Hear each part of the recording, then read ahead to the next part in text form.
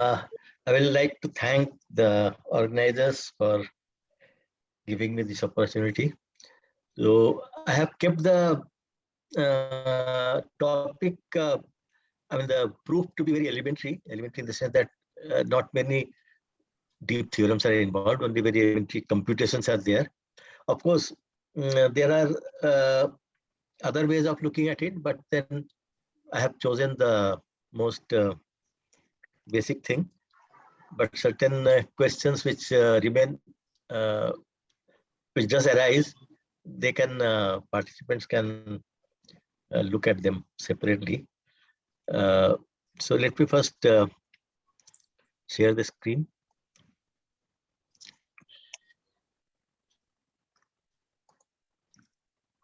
Yeah.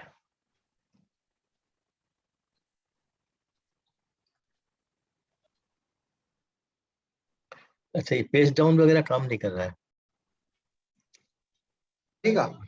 हाँ, आ रहा है सर। माउस से तो हो रहा है, लेकिन पेज डाउन पेज अप से नहीं हो रहा है. एनीवे, तो this is the thing. This is very elementary observation that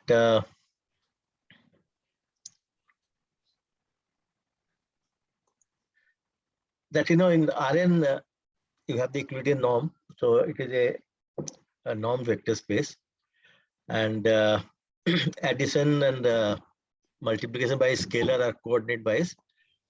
But of course, if you try to define a product of vectors coordinate wise, then it is not an integral domain, because you can have two non-zero vectors, this one and that one, and if you take their product, it becomes zero. So the question is whether we can give some other rule of product of two vectors in Rn so that it becomes a non-division ring, or more generally norm division algebra. The German mathematician A. Hurwitz in 1896 provided an answer that on Rn one can define a product rule to make it a norm division algebra if and only if n is equal to 1, 2, 4, and 8. So that is the, so this is the Hurwitz, Adolf Hurwitz, German mathematician, 1859 to 1919. So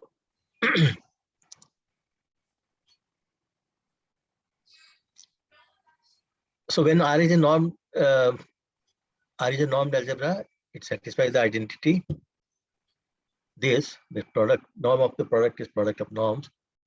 So if we take two unit vectors in Sn minus 1, because of this norm preservation property, if we take two vectors of the unit sphere, then their product is also a unit vector, because norm of the product will be norm of each of them, so that will be unit vector. So we will get a product structure, or more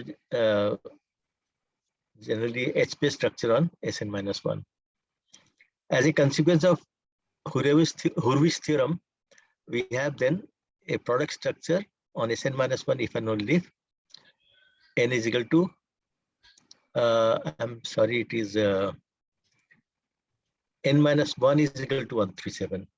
This must be n minus 1, okay, not n.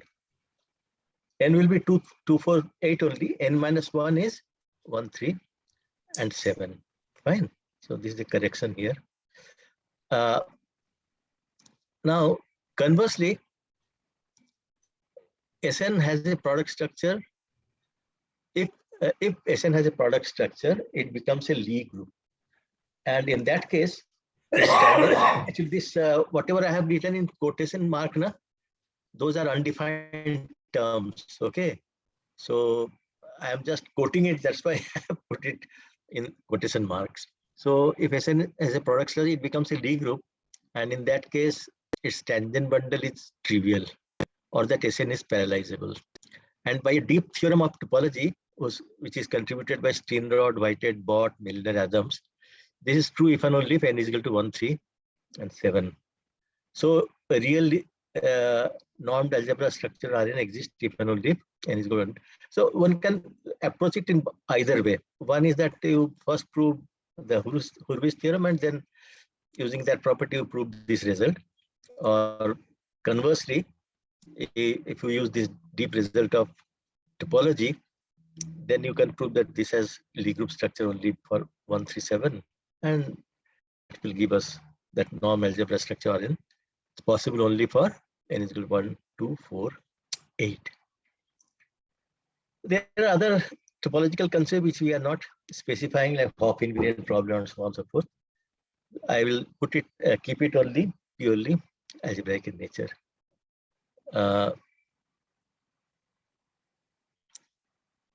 Now the statement, every normed algebra over the real numbers with identity is isomorphic to one of the following 4 algebras. This is a statement of Hurwitz theorem. So real numbers are complex numbers C, quaternions H, the Cayley numbers are octonions, this O. So some commentaries on the Hurwitz theorem. One of the classical problems of a fundamental nature of the theory of algebras, useful even for topology, is that of finding a division, finding all division algebras. It is still not completely solved. A considerably simpler problem is that of finding the division algebra satisfying additional conditions. In 1878, the German mathematician Frobenius established the following. This is Frobenius. That every associative division algebra is isomorphic to one of the following: the algebra of real numbers, algebra of complex numbers, the algebra of quaternions, one of them. Before stating the next result, we need the following definition. An algebra is alternative if the following identities hold for any 2 elements A and B.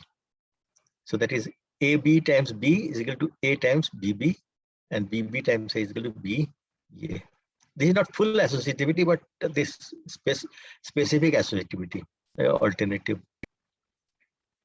So this generalized Frobenius theorem can be called, this theorem can be called generalized Frobenius theorem. It says that every alternative division algebra is isomorphic to one of the following 4 algebras: the real numbers, the complex numbers, the quaternions, or the number.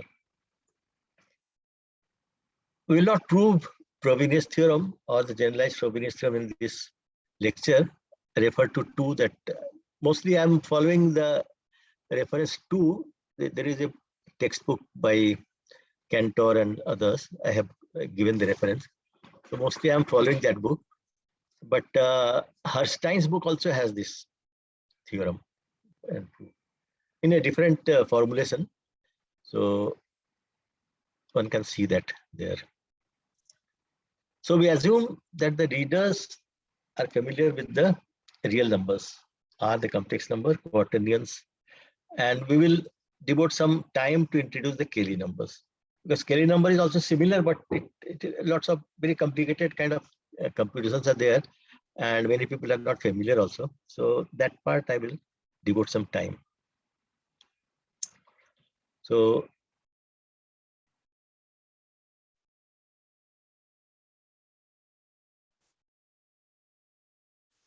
consider an algebra U containing 1 over reals consisting of elements of the form U is equal to A0 plus A1 I1 plus A2 I2 plus AN IN, where AIs are reals. And you can think of U as a vector space of dimension n over reals. U has some multiplication rule which we will describe soon. Examples: if you take U is equal to C, the complex numbers consisting of 1 and elements of the form A plus BI and usual complex multiplication. You can take U to be H, the quaternions consisting of 1 and elements of the form A0 plus A1I plus A2J plus A3K, and the usual multiplication of quaternions, namely I square is equal to -1, J square -1, K square -1, Ij is equal to K, Ki is equal to J, and Ij is minus Ji, and so on. So all those things are familiar. Now, to approach the Kelly numbers, we use the similar kind of thing. So we consider an algebra over reals containing 1 and elements of the form this. Now we define a conjugation bar from U to U as U bar. If U is this, then U bar is A0 minus A1 I1 minus A2 I2 etc. minus AN, where here actually I'm giving something called definition of doubling. So this will be used to construct the Kelly numbers. So this is the conjugation. Now define U to the power 2 parenthesis 2 the doubled U to be a vector space over reals of dimension 2n consisting of the expressions of the form U1 plus U2E, where U1 and U2 are elements of U and E some symbol. Addition in U2 is defined like this. This plus this will be U1 plus V1 and U2 plus V2E. But multiplication is defined slightly in a complicated fashion. It is like this: U1 plus U2E into V1 plus V2E is defined to be U1 V1 minus V2 bar U2 plus V2 U1 plus U2 V1 bar times E. So this is the way one defines multiplication. Later on, actually what we will show will actually prove this identity for any normed algebra with the identity. So at the moment we are just taking it as a definition. Okay, we are not writing the multiplication table for I1, I2, In just now for brevity, but the multiplication rule described above, this multiplication rule leads to the same as the multiplication table of I1, I2, In, as we will see soon. Okay. Exercise, this can be done by participants. Use the doubling procedure described above to show that complex numbers with the usual addition and multiplication is doubled R, that is equal to R2. Elements are of the form A plus BI, where I is playing the role of E. Quaternions with the usual addition and multiplication is doubled C, that is H is equal to C to the power 2. Elements are of the form, this is a complex number A plus BI, this is another complex number C plus DI times J, J playing the role of E. So that day Professor Ramjilal already explained this, that this will be A plus BI plus CJ plus DIJ, and DIJ will be DK, so it will become a quaternion. So by doubling C, it define this manner. We will illustrate as an example the doubling procedure described above to define the Kelly numbers as doubled H, that is O is equal to S2. Now, let H be as doubled H, the Kelly numbers O is equal to S2 are of the form, elements of this thing, sorry. Kelly numbers are of the form Q1 plus Q2E, where Q1, Q2 are quaternions. The addition and multiplication rules for Kelly numbers, as I have defined earlier, addition is like this and multiplication is similar to D3. So just I'm repeating the thing with different notation. Here it is Q1, Q2. Earlier it was U1, V1, U1, U2, V1, V2. So I'm taking Q1, Q2, R1. Otherwise it is the same. Okay. Now taking clue from the construction of complex numbers and quaternions, we will show that this definition of Kelly numbers leads to those represented as this way: A0 plus A1 I1, A2 I2, A3 I3, A7 I7. It will be a 8-dimensional vector space. Now, rules of addition is straightforward like this. We now describe the multiplication table for I1, I2, I7. Let the quaternions. So when I define the multiplication table here, I will use this formula, this D4.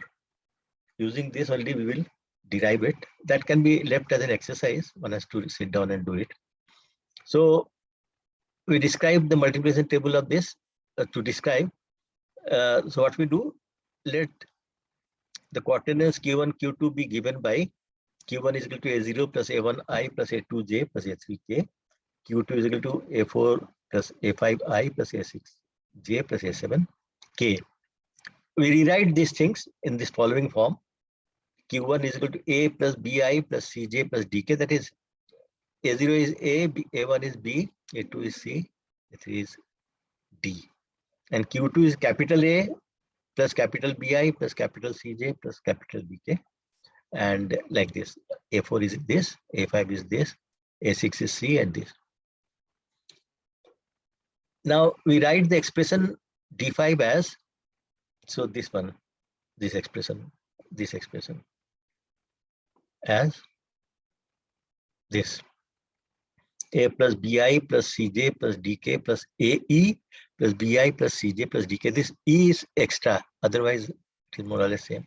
Where we have designated I1 as I, I2 as J, I3 as K, I4 as E, I5 as capital I, I6 as capital J, and I7 as capital K. The multiplication rule D4 that I have given earlier leads to the following multiplication table for I, J, K, E, capital I, capital J, capital K. So this has to be done as an interesting exercise. So it is this. So this part is quaternionic multiplication table. When you take multiplication table of I, J, K, it is this one. And we have to extend it to other symbols also. So to remember this, one uses this diagram. See, for example, in this diagram, you have a triangle, and you take this points, midpoints of this one, and the circle passing through this. And if you have I here, take the capital I on the opposite vertex. If small j is here, opposite vertex capital J, and small k is there, opposite vertex K, and the center is E. Okay. And these arrows represent that if you multiply J into capital I, J into capital J into small I, you get capital K. If you multiply I into K, you get J, and like that. But if you go to the other direction, that is Ki is equal to J, like that. So J, E, small j into E is equal to capital J, small I into E is capital I, small k into E is capital K, like that.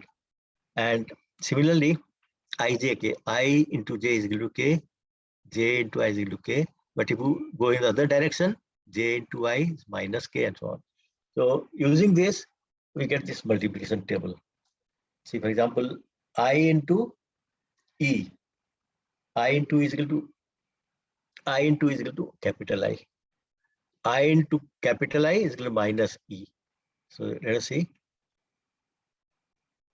I into capital I, because I capital I into E is equal to E, but I into capital I is minus E. So I into J is minus K. I into J is minus K because it is in the opposite direction. So like that. So what we see is that we can define this multiplication table using this kind of rule. So I think you can complete this one, writing down this table using this arrows gives you positive direction, and opposite, if you go against the arrow, it is gives you negative. So like that. So this is the multiplication table. Now, multiplication of Kelly numbers is not associative. For example, Ij of E is not equal to I times Je. For Ij is equal to small k, so Ij of E will become small k into E, and small k into E is equal to capital K. Whereas I times Je will be I times capital J, and that will be equal to minus K. So they are not equal. However, UV into V is equal to U times VV, and V of VU is equal to VV of U are satisfied for all UV in O. Therefore, O is an alternative algebra, as I have defined earlier. So, and the conjugation is defined in this manner. If U is equal to A plus AI plus BJ, CJ, BI plus CJ plus GK plus etc. We define conjugate to be, the first one is, because the coefficients are real, so first one is as it is. Second, all of them are negative. Now, this is an exercise, but one can directly do it. Suppose we write U is equal to Q1 plus Q2E, where Q1 is equal to A plus BI plus CJ plus TK, and Q2 is capital A plus capital BI plus capital CJ plus capital TK. Then check that the conjugate of U, that is U bar, is equal to Q1 bar minus Q2 of E. And U bar is equal to Q1 bar plus Q2 bar, which is equal to Q1 square plus Q2 square equal to norm U square. And third one is that norm of UV is equal to norm U to norm V. So these are the three properties of Cayley numbers. So Cayley numbers are a division system. That is, if you have UV in the O, that is Cayley numbers, and V is non-zero, then the left quotient of U by V is the solution of the equation Vx equal to U. Similarly, the right quotient of U by V is the solution of the equation Xv is equal to U. If you multiply the equation Vx is equal to U on the left by V bar, we get V bar of Vx equal to V bar U, because Vx is equal to U. And this is implies that V bar X is equal to V bar U. This implies V square X. So therefore, X is, this is the solution of the left inverse. And similarly for the right. So therefore it is a division algebra. From left and right, you have the quotient. Now I come to general normed algebra, because this is what in the statement of Hurwitz theorem, this is the starting point. Okay, so we just give brief introduction to normed algebra and then start the proof of Hurwitz theorem. So normed algebra over reals is an algebra A in which there is a scalar product such that for two elements AB into BA is equal to AA into BB, or AB square is equal to square B square. I will call it NA1.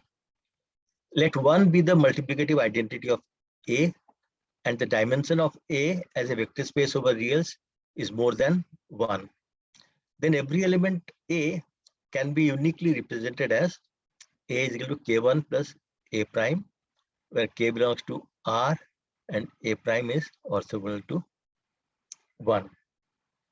So this is simple, that you take any vector which is in the orthogonal complement of the line described by Ki, K1, all real numbers. And so you can represent it in this manner. We define conjugate of an element A, K1 plus A prime, to be K1 minus A prime. So clearly, A double conjugate is A, and A plus B bar is equal to A bar plus B bar. Now, let U be a subalgebra of A containing 1, and it is different from A, not equal to A. And let I1, I2, In be a basis of U such that I1, I2, In are orthogonal to 1, so that the conjugate of an element A1 plus etc., which you can write as A1, A01 plus bracketed this, and all these things, this is actually because each of them is orthogonal, so this whole thing is orthogonal to this. And as we have defined earlier, and that is this one, its conjugate is this minus this, which is equal to A0 minus A1, etc. So this shows that if U is in U, its conjugate is also in U. So it is closed under conjugation also. Now, since the hypothesis, by hypothesis, dimension of U is less than dimension of A because it is not equal to this, there is a non-zero vector in A orthogonal to whole of U. Take the vector in the orthogonal complement of U in A. Now choose a unit vector E orthogonal to U. We shall show below that the set of elements of A of the form U1 plus U2E, where U1, U2 belongs to U, capital U, is closed under multiplication and forms a subalgebra of A denoted by U plus UE. So doubling, if you can notice that this is essentially doubling. Now we will prove the following theorem. Representation of an element U plus UE as U1 plus U2E, U1, U2 is unique. Second, the product of two elements of U plus UE is given by this. So this is the product rule D4 that I have defined earlier, exactly the same product rule. And this will prove actually that such a product rule is true. And the last theorem is every subalgebra of A containing 1 and different from A is associative. So these three theorems is in the essence of Hurwitz theorem. Using these three theorems, we will complete the proof of Hurwitz theorem, and then we will prove these three theorems. Okay. So the theorem A2 tells us that the subalgebra U plus UE is isomorphic to U2, the doubled U. Now we start the proof of Hurwitz theorem, assuming these three theorems A1, A2, A3.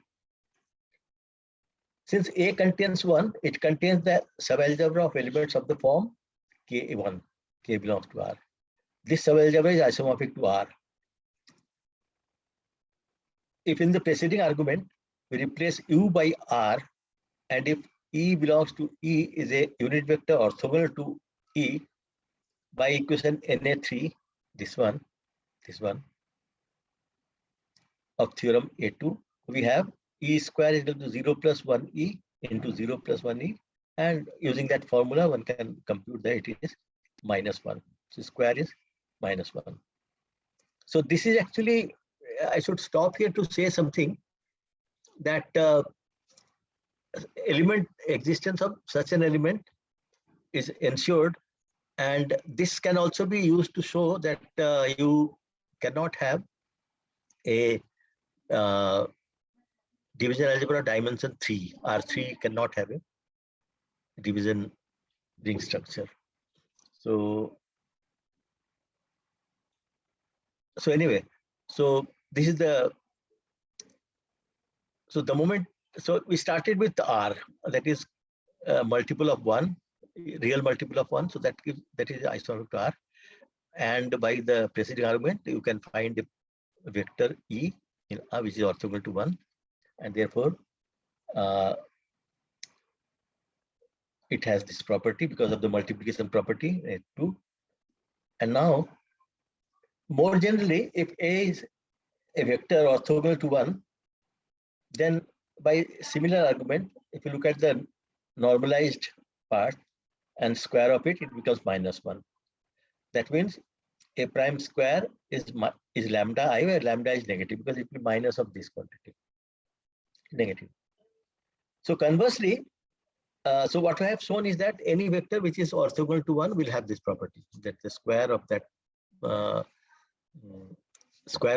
vector will be negative times 1.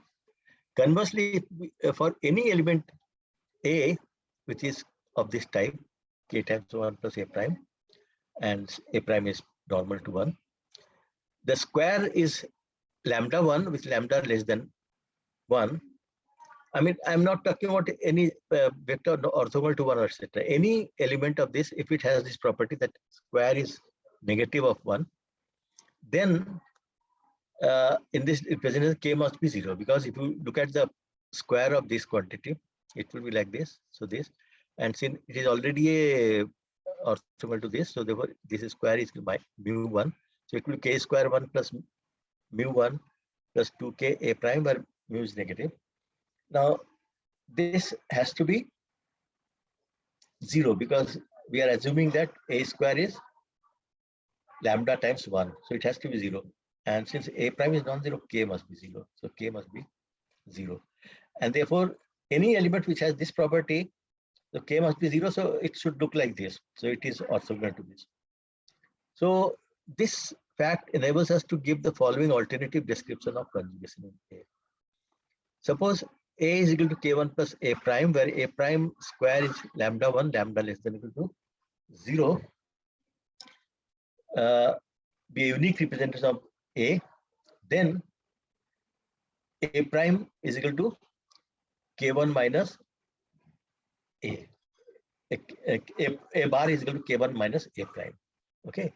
So therefore, this even if you don't assume that it is orthogonal to A or orthogonal to 1, it's square. Only you assume that square is negative times 1, then its conjugation will be like this. So it essentially it is like the complex that is BI kind of thing, imaginary part of a complex number, that kind of situation. So now consider subalgebra R of A. If R is not equal to A, then there is a unit vector E of A orthogonal to R, as we have done earlier. Consider the subalgebra R plus RE, which is the double of R. It follows from the previous remark that for elements of this, the conjugation coincides with the usual complex conjugation of C. That is, E behaves like I. So R2 is isomorphic to C. Now, if the subalgebra C, so what we have got is that starting from E, we get C automatically by existence of such an element E, we immediately get C. And if you start with C, subalgebra C, which is double of R, that is R plus RE of A, and it does not contain coincide with A, then there is a unit vector E prime of A orthogonal to C. Consider the subalgebra, this which is double of C2, the double of C. It follows from the previous remark that the elements of this, for the elements of this, the conjugation coincides with the usual conjugation of the quaternion. That is, E is behaving like J. So C2 is isomorphic to the algebra H of quaternions. And if the subalgebra H of A does not coincide with A, then there is unit vector E double prime of A orthogonal to H. Consider the subalgebra this double of S2. It follows from previous remark that elements of this, for elements of this, the conjugation coincides with the usual conjugation of Cayley numbers. O, that is, E behaves like E. So H square is isomorphic to the algebra of Cayley numbers. Now the subalgebra A of Cayley numbers must coincide with A, because this is the conclusion of the proof, because by theorem A3, any subalgebra A containing 1 and not coinciding with A must necessarily be associative. Whereas we have seen that O is not associative. Thus, if a norm algebra A over reals is not isomorphic to one of R, C, or H, then it must be isomorphic to the algebra of Cayley numbers. Because otherwise, any subalgebra containing 1 has to be associative.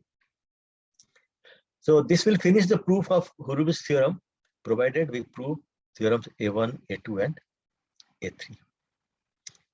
So to prove theorems A1, A2, A3, we need the following two lemmas.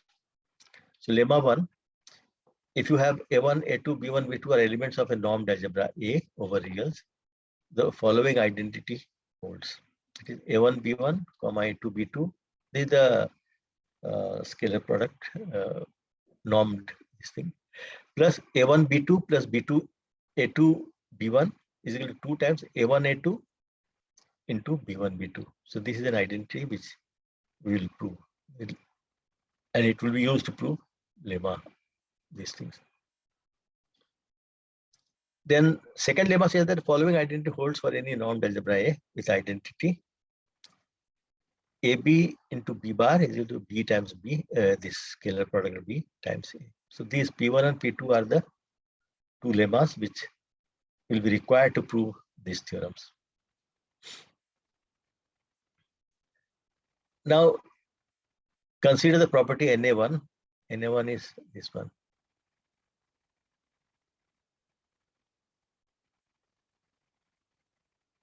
This one, the norm property.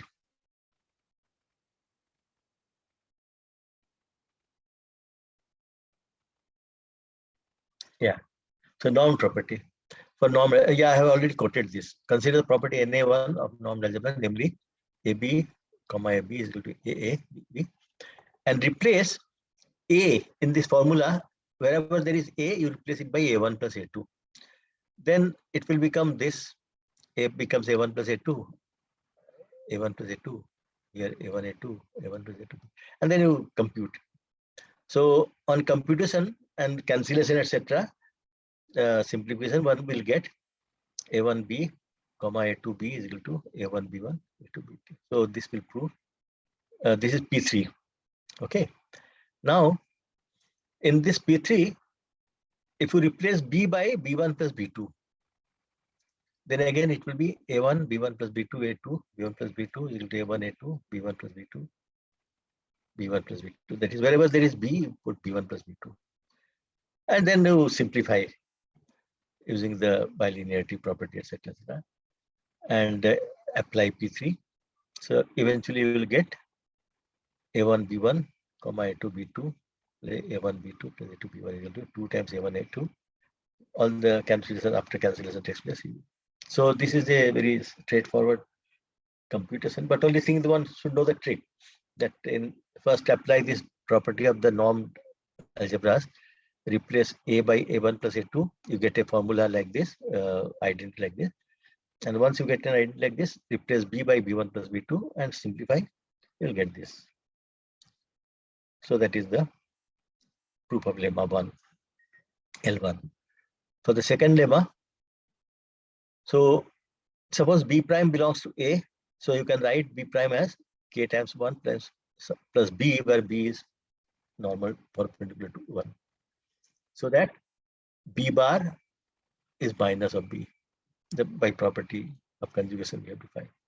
Then AB prime times B bar prime, you just replace B prime is equal to like this. So do the calculations. So we get AB prime, B bar prime is equal to A times K1 square plus AB B bar. So in P2 means that product formula.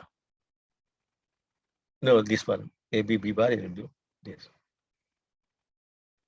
So in P2, if P2 holds for B, that is AB B bar is this thing, then for above expression, from the above expression, AB B bar, AB prime, B prime bar is this. After calculations, we will find that it will be B prime of A. That is the same formula will be true if you replace B by B prime. That is P2 holds for B prime also. So but the argument is this, suppose B prime is like this. Now if P2 holds for B, that is this, then P2 also holds for B prime also. If it holds for B, it will also hold for B prime. Therefore, it suffices to prove P2 of lemma 2 for B, which is normal to 1. Because what we have shown is that if B is normal to 1 and it holds for this, then it holds for every element B prime. So it is enough to prove this one, that is, it holds for B which are normal to B. So that B bar is equal to minus B. So let us take lambda is equal to B comma B, and C is equal to AB into B bar minus lambda times A. So our aim is to prove that AB B prime is equal to B comma B. That is, this is what we have to show. This is what AB B prime is equal to B comma B times A. That is our formula we have to show. So what we have done, we have taken lambda is equal to B prime BB and C is equal to this. So if you put lambda is equal to B, this one, so this is equal to 0 is the formula we are looking for. But I'm taking this to be C. So we need to show that C is 0. If C is 0, that means this becomes 0, and this gives the formula that we want to prove. And if you want to prove this, it is enough to show that this one is 0. So now calculate CC. So C is equal to this quantity. So CC will be this, comma this. Then you just keep on using bilinearity, etc., etc. And finally, we'll get this. It will be C is equal to A lambda square plus lambda square AA minus 2 lambda AB B bar of A. Or CC is equal to 2A lambda square minus 2 lambda AB bar of B. I'm rewriting this one. So here these two terms are separate. Now I'm combining them. So this is this. Now in the identity P1, namely this one, that is A1 B1 comma A2 B2 plus A1 B2 plus A2 B1 is equal to 2 A1 A1. If we put A is equal to AB, A1 is equal to AB, B1 is equal to B prime, B bar, A2 is equal to A, and B2 is equal to 1, then we will get this AB B bar comma A, because this B2 is 1, and this side is equal to AB A B bar, because this A2 is equal to A and B1 is equal to B bar. So 2 times, so it is like this, minus this. So let me just 1 minute. So this one, in this formula we are putting this. So this A1 B1 will become AB B bar comma A times 1. Fine. I think one term is missing here. I forgot to write this one, this term. So that should be inserted here. Okay, so I have transferred this to this side. Okay. So AB, B2 is 1, and A2 is A, and B1 is B bar. Okay. So I have transferred this term to other side, and this one becomes this. That is 2 times AB, A, and B bar, B1, correct. So now we know that we have reduced our problem to problem where B1 is perpendicular to 1. So we take this property. So that means B bar 1 is 0. So therefore, this term is 0. Therefore, this will be equal to 0 minus this. And this is equal to, because B bar is equal to minus B, so it is this. So, and then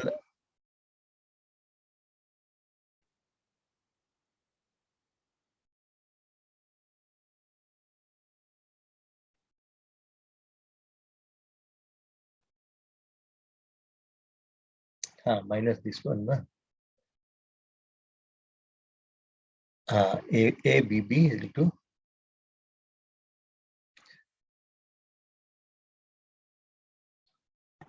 to, just 1 minute.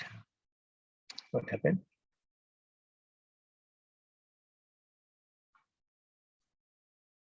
Minus B.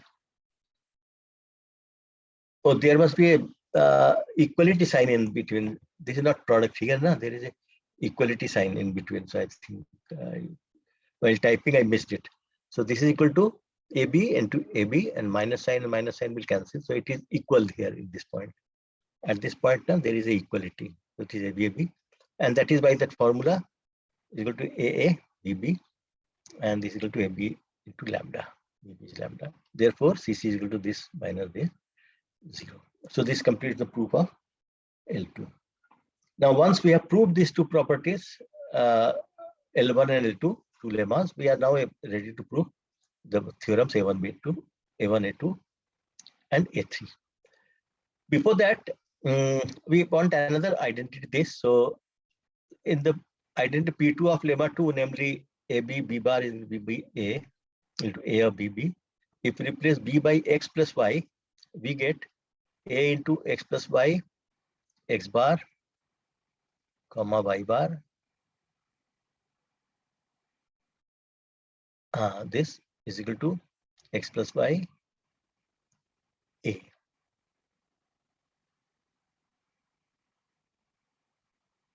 What happened? Okay. Yes, in this formula. So this equality will become, this side will be this, and this side will be this.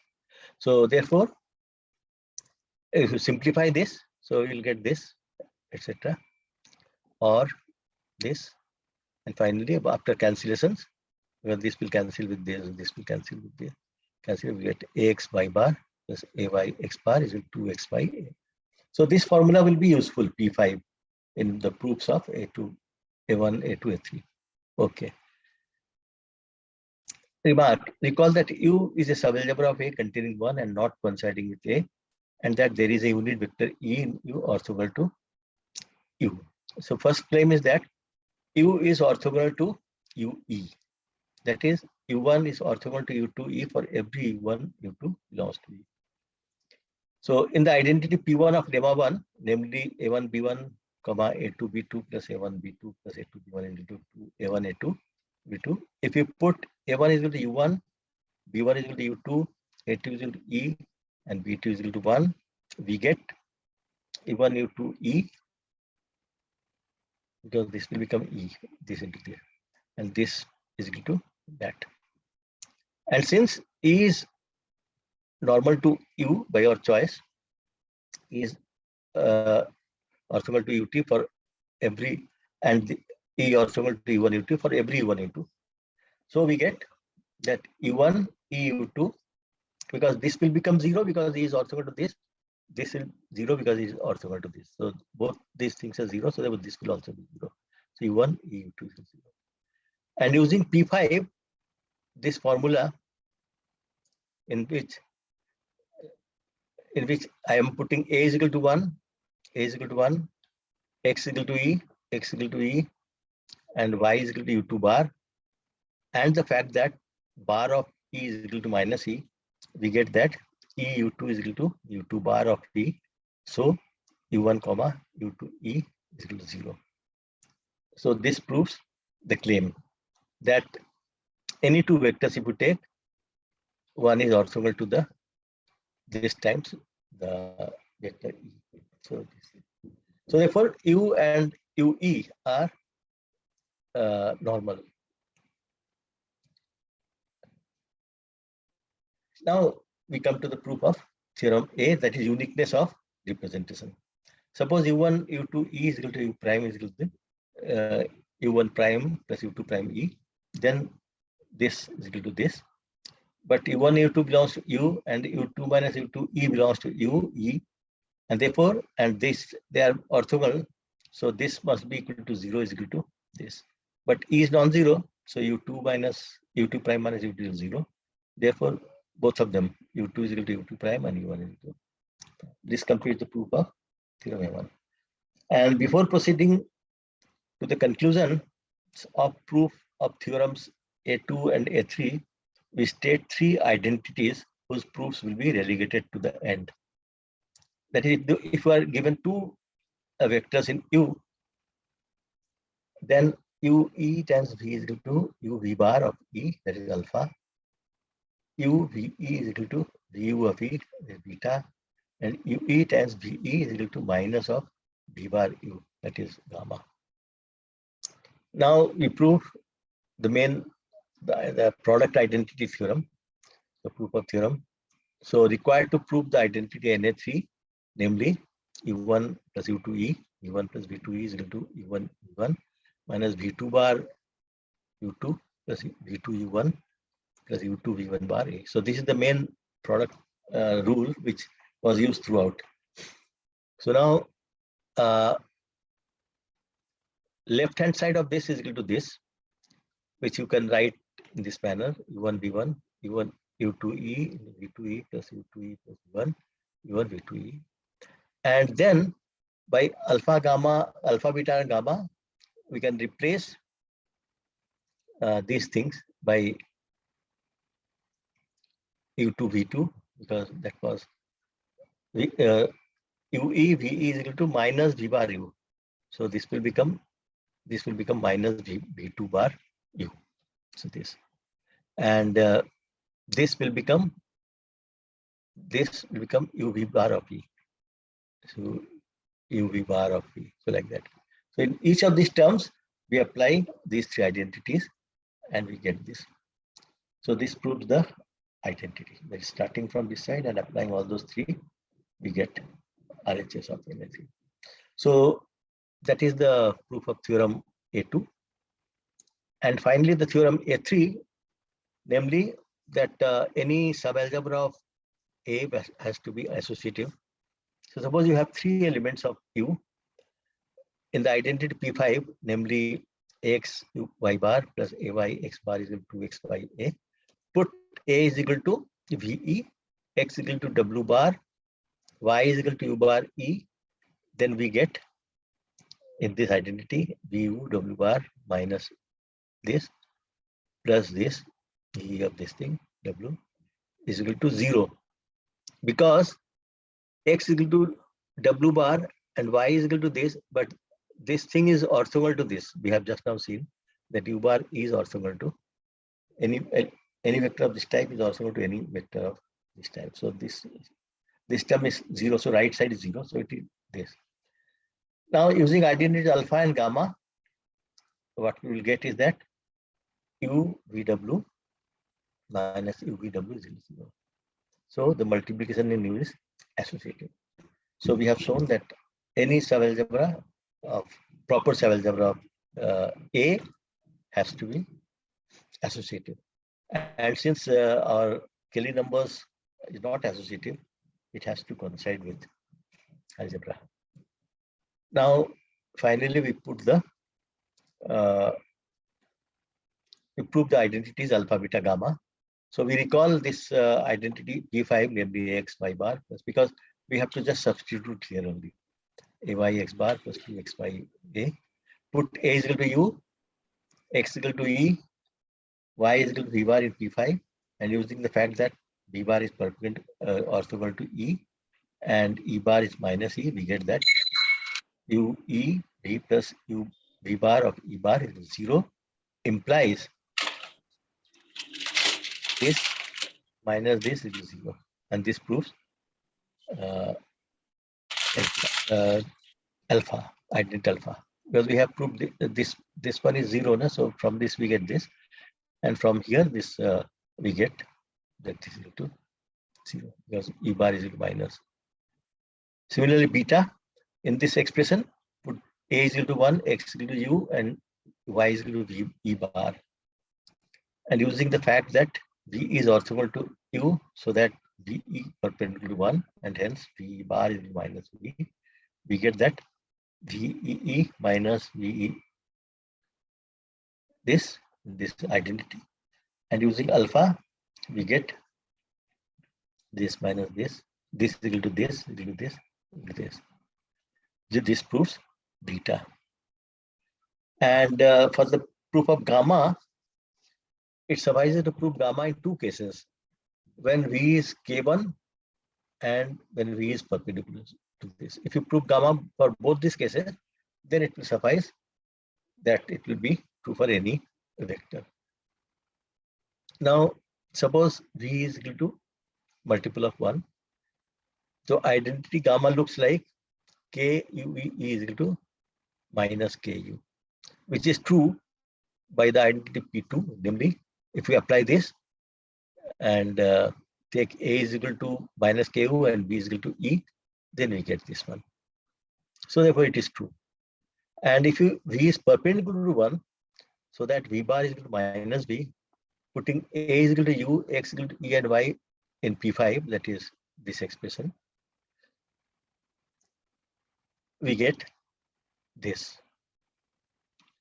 And by the identity P3, namely this one, A1B, A1B1, A1B, A2B is equal to A1, A2B, we get that this is equal to 0, as V is perpendicular to 1. So this side is 0. And therefore by beta we get that UE, VE minus VU, E bar is equal to 0. And this implies that UE, VE equal to VE, E bar is equal to VE, VU is equal to minus V bar of U. This proves gamma. And with this, the proof of Hurwitz theorem is complete. So these are the two references. Herstein is there, which proves that theorem of this one. What was the theorem?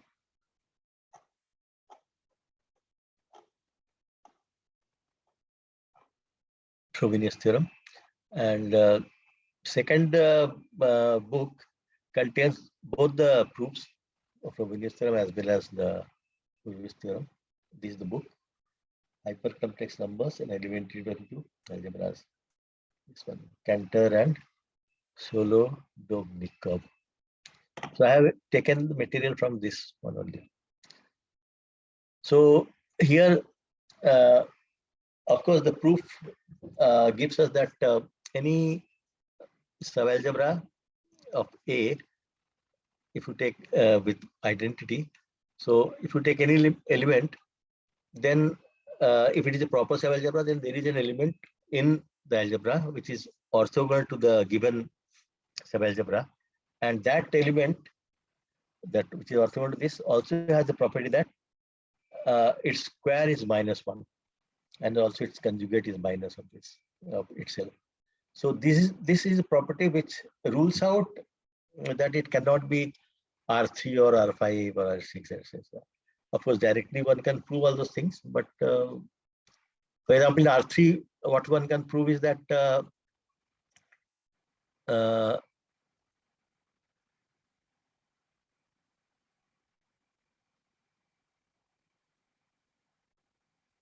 one can prove is that if you suppose you want to prove that R3 is not a division algebra, then you take a element which is outside of R, because it is a three-dimensional. So R is a subalgebra of R3. So take an element outside of R, then define a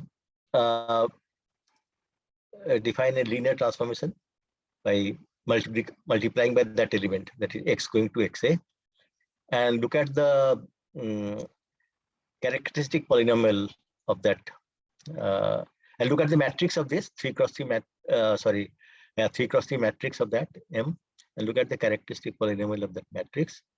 Then it is a monic polynomial of degree 3. So if you take x tending to plus infinity, it is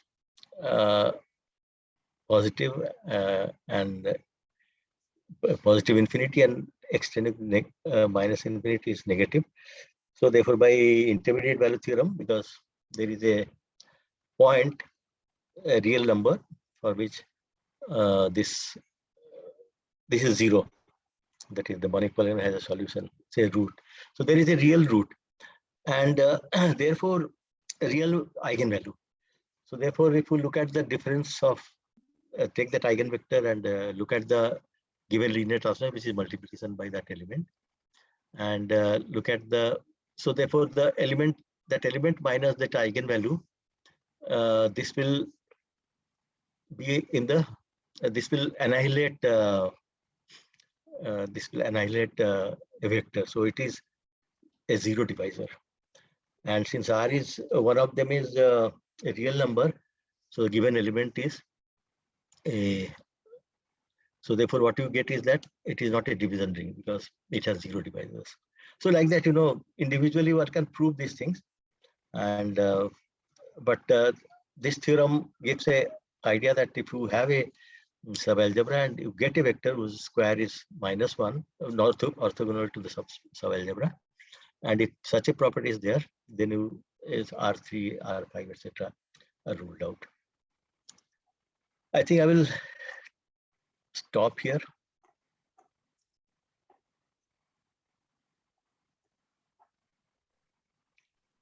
Thank you, sir. Any question? आप में से किसी को कुछ पूछना हो तो पूछ सकता है.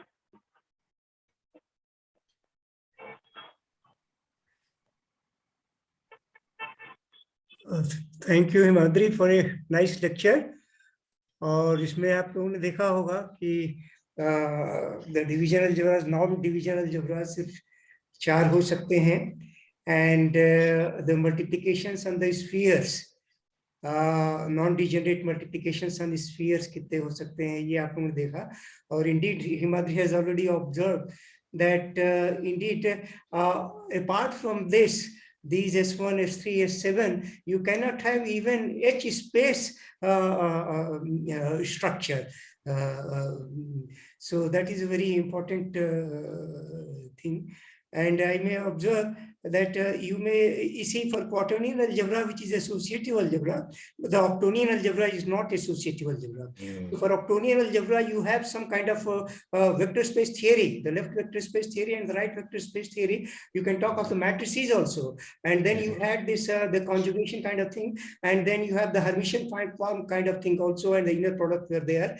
And then with the help of that, with the quaternion thing, you can talk of the matrices which are good groups. For example, I think we talked about this symplectic groups over quaternions. But can we do those things on the octonian or the Cayley numbers?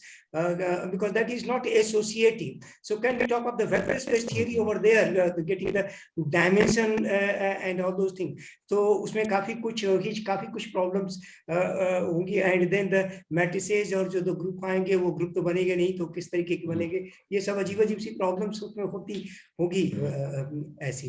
तो it's just an observation which I wanted to share. और हिमाद्री ने बहुत बढ़िया lecture दिया, और आप सब लोग देखिए कैसे ये प्रूव किया गया है. इसका टोपोलॉजिकल implications भी हिमाद्री ने point out किया है regarding the existence of the vector fields and spheres, which is indeed equivalent to this. और उसके लिए एडम्स और वो topological proof of by Adams को ऑब्जर्व किया था. तो नाइस थियरी और बहुत अच्छा हो रहा है. And so happy. Or there was a flavor of the the Clifford algebra also. If we just look into the Clifford algebra of the standard your inner product, that was most of the time discussed over here for the quadratic form, the non-degenerate inner product. तो वो एक तरीके से spirit वहां भी है. Actually बहुत बढ़िया आपने क्लिफोर्ड अलजेब्रा के थ्रू भी एक प्रूफ है, वो थोड़ा कॉम्प्लिकेटेड प्रूफ है. क्लिफोर्ड अलजेब्रा के थ्रू वाला एकदम एलिमेंट्री प्रूफ है ना. क्लिफोर्ड अलजेब्रा के थ्रू भी प्रूफ किया जा सकता है इसको.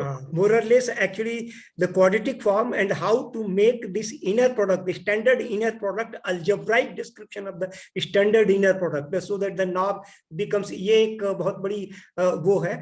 और in general for any quadratic form you can talk of these things. तो ये तो हिमाद्री ने बहुत बढ़िया लेक्चर दिया है, और सो हैप्पी. और आप लोगों को कुछ और डिस्कस करना, कुछ बात करना तो ये बहुत बहुत बढ़िया. गुड और very ground to proof, coming to the ground. या बिल्कुल सर, बहुत ही बढ़िया, और जिस तरीके से स्टेप बाय स्टेप और कंक्रीटली प्रूफ किया गया है, हाँ, वो बहुत ही बढ़िया रहा. और हम तो कहेंगे कि जितने लोग आज लेक्चर में नहीं थे वो इसको मिस करेंगे. YouTube पर भले देख लें, लेकिन उसको देखने में और लाइव सुनने में और समझने में एक अलग अंतर होता है. एक और हम इसमें ऑब्जर्वेशन जरा सा देंगे कि जो इनर प्रोडक्ट रहा है वो पॉजिटिव डेफिनिट रहा है. I mean so think of the same kind of discussion when you take the inner product to be negative definite. जो इनर प्रोडक्ट है, जो क्वाड्रेटिक फॉर्म है, उसको देख करके और इसमें थोड़ा सा देखिए कुछ चीजें उसमें भी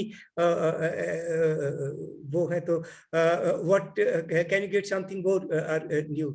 तो ये एक चीज है जो और होती है, तो उसको देख सकते हैं. ये इनर प्रोडक्ट को कैसे वो किया गया, बहुत बढ़िया, बहुत अच्छा हो रहा है.